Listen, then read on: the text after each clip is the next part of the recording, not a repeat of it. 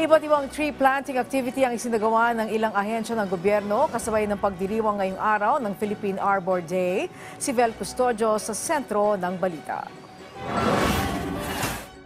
3,000 mga binhi ang itinanim sa protected area ng Yes City, Tanay Rizal kasunod ng selebrasyon ng Philippine Arbor Day. Galing ang arbor sa salitang Latin na ibig sabihin ay puno na highlight sa pagdiriwang ngayon. Bilang pakikiisa sa selebrasyon, pinangunahan ng Department of Environment and Natural Resources at mga local governments ng Rizal ang tree planting activity sa protected area ng Tanay. 4 na cluster na binubuo mula PNP, Bureau of Fire Protection, mga paaralan sa Rizal, mga barangay at iba pang kagawaran at organisasyon ang nagtanim sa 3 ektaryang lupa. Layunin ng tree planting activity na magpalago ng kagubatan at mapanatili ang ganda ng kalikasan para sa susunod na henerasyon. Sa pagbabago ng klima, lagi tayo nakakaranas ng bagyo, baha, dahil makikita natin ang kagubatan ay kalbo na.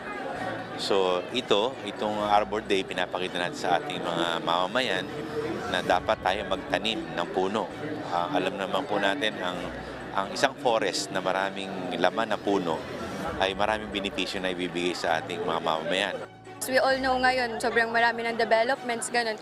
So, ayun, through tree planting activity, na nasusupport nating environment and nasusustain natin kung ano pa yung mga dapat na meron yung future generations. Idineklara ang Philippine Arbor Day sa ilalim ng Proclamation number 396 noong 2003. Kung saan hinihikayat ng mga lokal na pamahalaan, paaralan at iba't ibang organisasyon na makiisa sa rehabilitasyon at regreening ng kapaligiran para sa environmental health.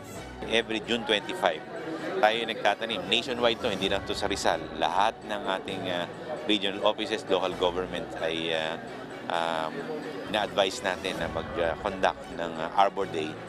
Happy Arbor Day! Vel Custodio para sa Pambansang TV sa Bagong Pilipinas.